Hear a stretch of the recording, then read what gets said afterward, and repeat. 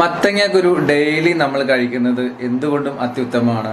നമ്മളുടെ ഹെൽത്തിന് വളരെ നല്ലതാണ്. ഒരുപാട് നല്ല നല്ല ഗുണങ്ങൾ അതിൽ പ്രദാനം ചെയ്യുന്നുണ്ട്. പക്ഷെ ഞാനൊന്നും എൻ്റെ ലൈഫിൽ മത്തങ്ങ കഴിച്ചിട്ടും കൂടിയില്ല. പക്ഷെ മത്തങ്ങ കുരുവിൻ്റെ ഗുണങ്ങൾ അറിഞ്ഞപ്പോഴത്തേക്ക് ഞാനത് ഡെയിലി കഴിക്കാൻ തുടങ്ങി. പക്ഷെ കുരു മാത്രമേ ഇപ്പോഴും കഴിക്കാൻ തുടങ്ങിയിട്ടുള്ളൂ കേട്ടോ. മത്തങ്ങ ഞാൻ കൈ കൊണ്ടുകൂടില്ല.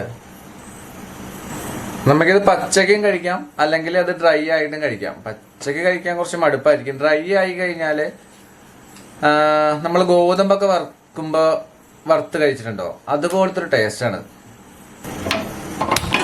പലപ്പോഴും 11 മണിക്കോ അല്ലെങ്കിൽ വൈകിട്ട് 4 മണിക്കോ ചായയോടൊപ്പം തന്നെ ഏതെങ്കിലും തരത്തിലുള്ള എണ്ണ പലഹാരമോ ബേക്കറി ഭക്ഷണമോ കഴിക്കുന്നതിന് പകരം നമുക്ക് നല്ലൊരു സ്നാക്കായിട്ട് കഴിക്കാൻ പറ്റുന്നത് മത്തങ്ങ കുരുവാണ്.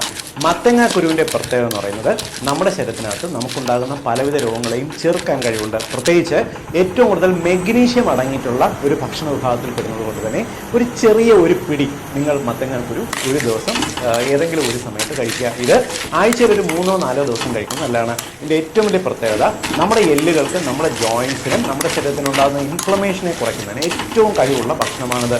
ഇത് തന്നെ നമ്മുടെ ശരീരത്തിൽ നീർക്കെട്ട്, നമ്മുടെ ശരീരത്തിലുണ്ടാകുന്ന പലവിധത്തിലുള്ള ഇൻഫ്ലമേഷൻ കുറയ്ക്കും.